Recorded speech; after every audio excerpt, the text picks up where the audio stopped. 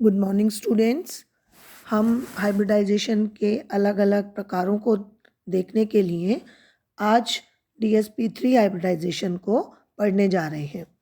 जैसा कि हमको इसके नाम से ही समझ में आ रहा है कि इस हाइब्रिडाइजेशन में एक डी ऑर्बिटल पार्ट लेता है, जिससे इसका नाम sp3d हाइब्रिडाइजेशन होता है।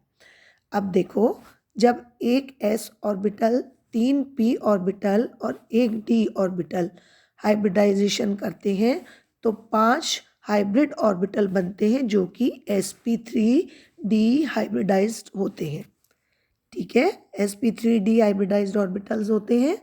इस हाइब्रिडाइजेशन में d ऑर्बिटल कौन सा पार्टिसिपेट कर रहा है, इसके आधार पर इसमें 2 तरह की स्ट्रक्चर्स बन सकती है। उनकी ज्योमेट्री 2 तरह की हो सकती है। फर्स्ट हम देखते हैं कि जब s और p के अलावा इसमें dx²y² ऑर्बिटल पार्टिसिपेट करता है तो स्क्वायर पिरामिडल ज्योमेट्री बनती है। अभी आपने पिछले हाइब्रिडाइजेशन में स्क्वायर प्लेनर देखी थी, अब ये देखो स्क्वायर पिरामिडल बनती है। इसमें स्क्वायर के चारों कॉर्नर्स पर एक एक DSP3 हाइब्रिडाइज्ड ऑर्बिटल ओरिएंटेड होता है और उसके एक एक्सिस के ऊपर एक ऑर्बिटल DSP3 होता है जो कि स्क्वायर पिरामिडल ज्योमेट्री बनाता है। इस प्रकार की ज्योमेट्री का एग्जाम्पल होता है पेंटासाइनोनिकल 3- आयन। ये देखो, इसके अंदर स्क्वायर में निकल सेंटर एटम है और चारों कोनों पर साइनाइड लिगेंड लगा हुआ है और एक साइनाइड लिगेंड इसके ऊपर की तरफ होता है, जिससे कि इसकी trigonal pyramidal structure, square pyramidal structure बनती है। अब इसके बाद यदि इसके अंदर sp के अलावा dz² ऑर्बिटल पार्टिसिपेट करे तो इसमें बनने वाली ज्योमेट्री कैसी होगी?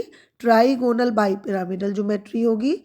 इस ट्राइगोनल बाइपिरामिडल ज्योमेट्री में ट्राइंगल के अंदर 3 ऑर्बिटल्स 120 डिग्री पर सिचुएटेड होते हैं, जबकि इसमें बाकी 2 ऑर्बिटल्स इस त्रिभुज के ऊपर और नीचे सिचुएटेड होते हैं। तो इस तरह बनने वाली ज्योमेट्री कौन सी होती है?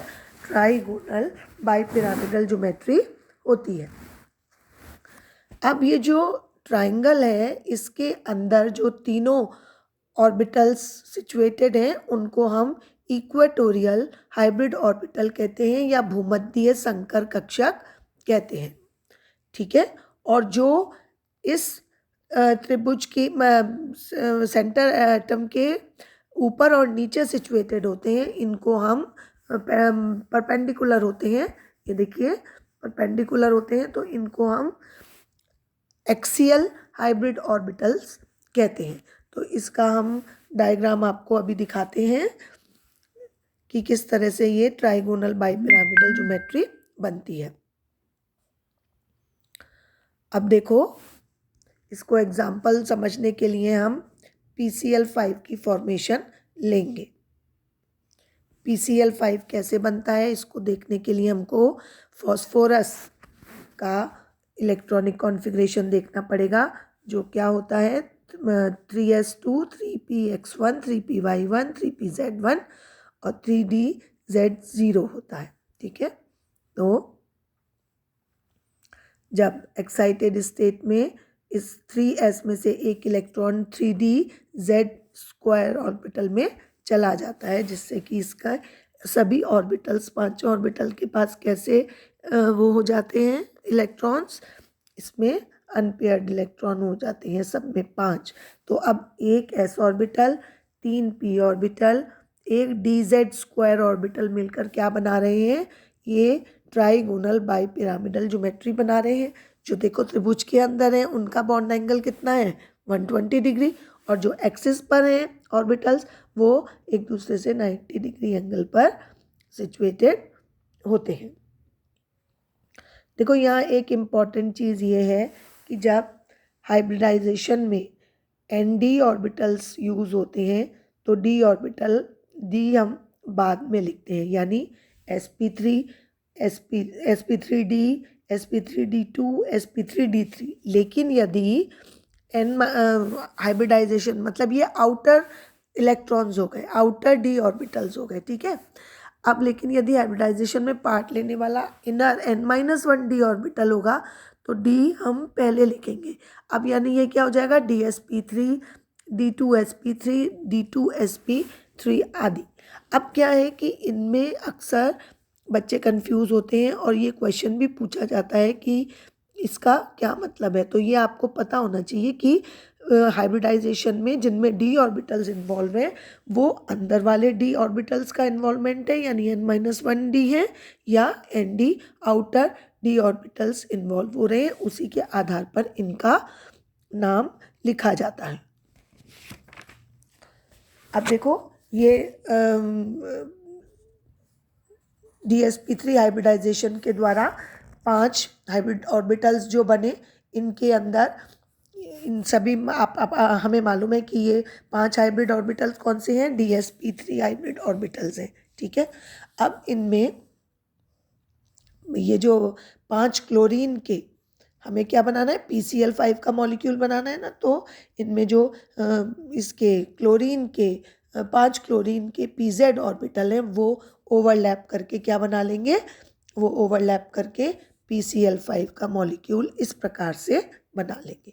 देखो फॉस्फोरस बीच में है, इसके ट्राइंगल पे तीनों तरफ equatorial orbitals hybrid orbitals situated हैं और इसके परपेंडिकुलर दोनों क्लोरीन एटम सिचुएटेड हैं। अब देखो ये जो स्ट्रक्चर बनी है ये रेगुलर ज्योमेट्री नहीं है, इसमें 3 बॉन्ड एंगल तो कितने हैं, 120 डिग्री के हैं, और 2 कितने हैं, वो 90 डिग्री के हैं। तो इसीलिए ये बहुत अनस्टेबल कंपाउंड है और PCl5 इसीलिए बहुत रिएक्टिव होता है और इमीडिएटली ये सॉलिड अवस्था से विघटित होकर के अपने कंसर्निंग आयंस में डिवाइड हो जाता है। देखो ये PCl4 प्लस में और PCl6 माइनस में, जो कि ऑक्टाहेड्रल होता है, 4 वाला कैसा होता है, टेट्राहेड्रल होता है, उसमें ये डिसोसिएट हो जाता है। अब देखो एक बहुत इम्पोर्टेंट क्वेश्चन पूछा जाता है कि समझाइए PCl5 तो बनता है पर NCl5 नहीं बनता, तो ऐसा क्यों होता है।